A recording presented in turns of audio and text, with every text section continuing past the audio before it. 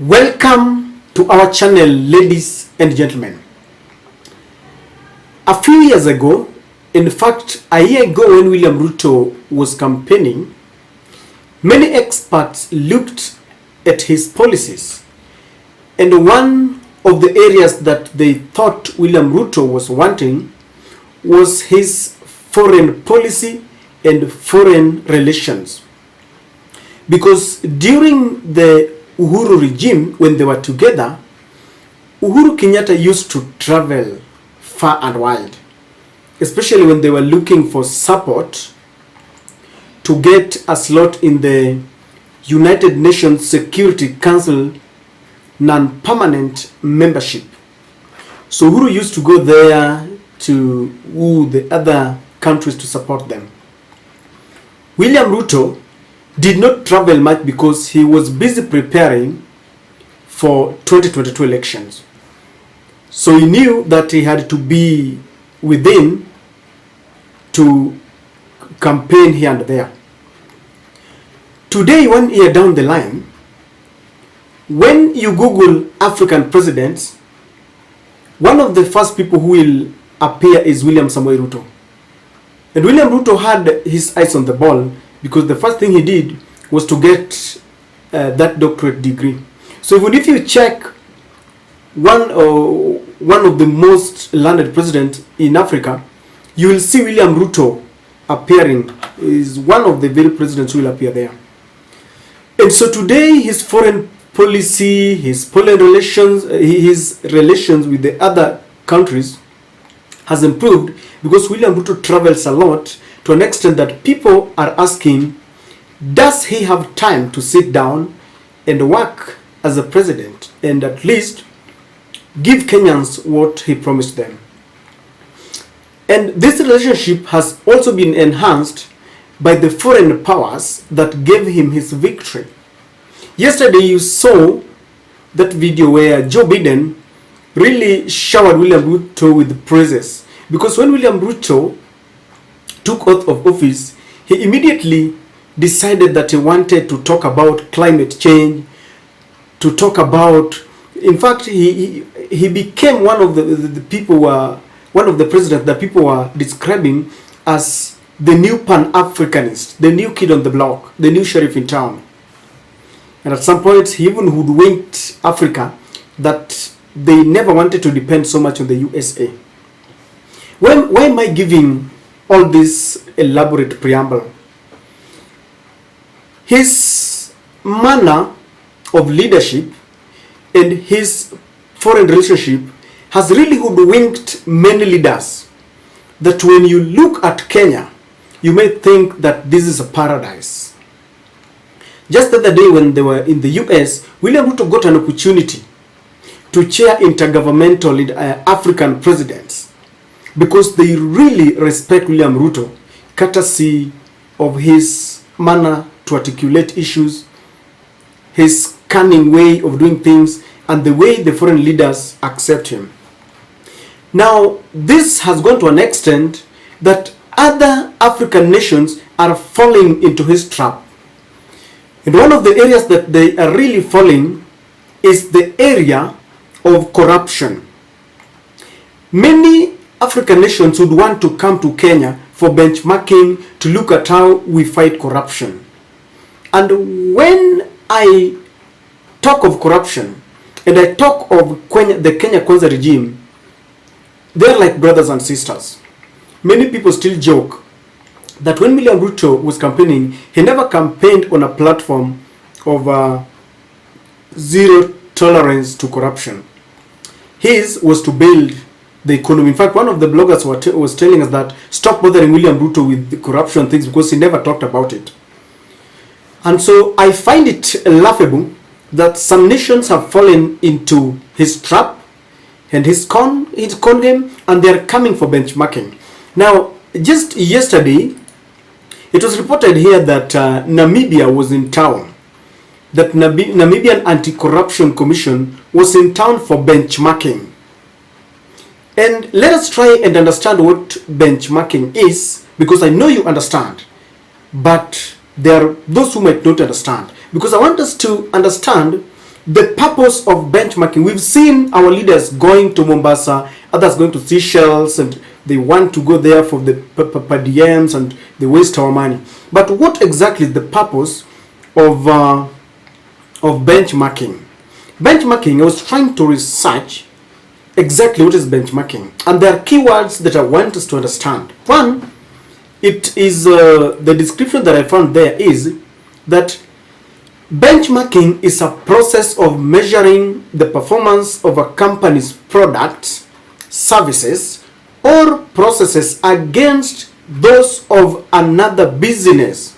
The keyword here is considered to be the best in the industry, aka best in class. The point of benchmarking is to identify internal opportunities for improvement. In a nutshell, when you go for benchmarking in an area, you must look for in this sense, you want to compare a process in your country with another country. You must look for a country that is considered to be the best in that area. I want us to put politics aside and just try and be honest with each other. By the end of the day, we are brothers and sisters, despite your political affiliation, despite your tribal affiliation. Do you think William Ruto and the Kenya Kwanza regime can be the best standard or a yardstick to measure yourself in terms of how they fight corruption? Do you think it is worth it for a country to release, using taxpayers' money, to come to Kenya, releasing the officials to come for benchmarking?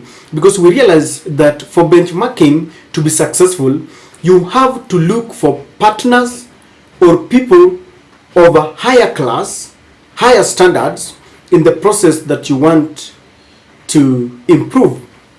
If you ask me, the answer is obvious. It's no. Number one, our government has got no commitment and political goodwill to fight corruption. I have seen this when some people who had been convicted in the Uhuru regime have been retrieved from jail and they have been forgiven.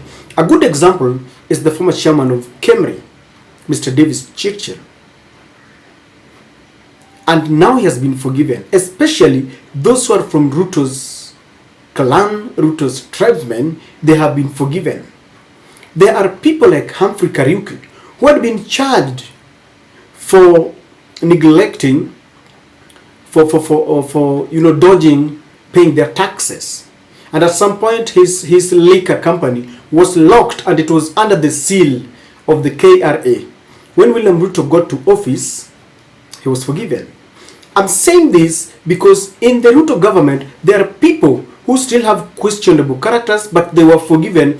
Their cases were withdrawn or thrown away under the guise of lack of proper investigation. And they said that most of them were machinations, political machinations from the previous regime because they were serving or loyal to William Samoei Ruto. So number one is the goodwill.